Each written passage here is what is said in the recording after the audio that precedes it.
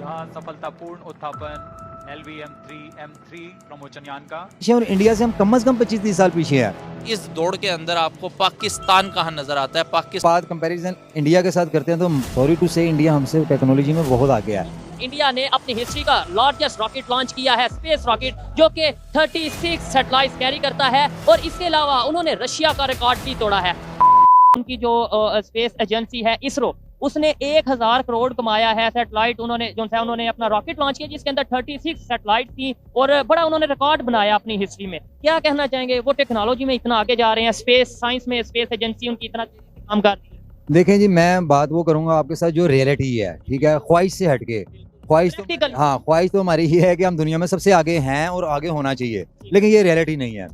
अगर आप बात कंपैरिजन इंडिया के साथ करते हैं तो सॉरी टू से इंडिया हमसे टेक्नोलॉजी में बहुत आगे है। कंपैरिजन कर नहीं रहा, मैं ये कह रहा हूँ कि हम क्यों नहीं सीख रहे। हाँ, हम इसलिए नहीं सीखते कि हमारे जो सियासतदान है ना, जो हमारी स्टेट है, वो हमारे साथ सिंसियर नहीं है। वो अपनी लड़ाइयाँ झगड़े आप आज भी आप देख लें, ठीक है, वो अपनी लड़ाइयों झगड़ों में पड़े हुए हैं, तू चोर मैं चोर। हमारे अवाम के बारे में कोई नहीं सोच रहा। हमें हमारी बेसिक जो चीज़ें हैं ना, वो नहीं हमें मुयसर की जा रही। तो बाकी टेक्नोलॉजी तो बाद की चीज़ें हैं पहले की, लेकिन वो बाद में इसलिए कि पहले पेड़ का इंसान को होता है, वो हमारा पेड़ नहीं पूरा कर पा रहे, बल्कि हमारा पेड़ तो वो बल्कि पाड़ रहे हैं, हमारा पेड़ पाड़ के अपना पेड़ पूरा कर रहे हैं। टेक्नोलॉजी में देखें, हमें माजरत के साथ कहना पड़ रहा है कि हम बहुत पीछे हैं, खाली पीछे नहीं, बहुत पीछे हैं। अब बचपन से मैं सुनता आता था यार असी दुनिया तो 50 साल पीछे हैं।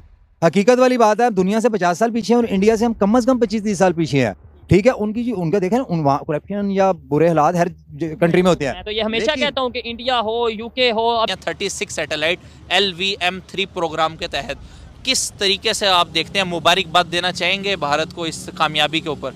जी बिल्कुल, उन्हें बहुत मुबारक हो। उन्होंने काम किया है, ज़ाहिर है टेक्नोलॉजी पे वो काम कर रहे हैं, तो भाई उनकी मेहनत है, इसी के लिए, इसी की वजह से वो यहाँ तक पहुँचे। उनका इंटरेस्ट है टेक्नोलॉजी में, वो काफ़ी इन्वेस्टमेंट कर रहे हैं, इसीलिए उन्हें मुबारकबाद बनती है।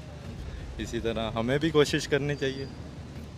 मेरा आपसे क्वेश्चन ये है कि अगर हम भारत के स्पेस प्रोग्राम की बात करें तो अब तक भारत जो है वो 350 से ज़ायद सैटेलाइट जो है वो लॉन्च कर चुका है अपनी कंट्री के अंदर।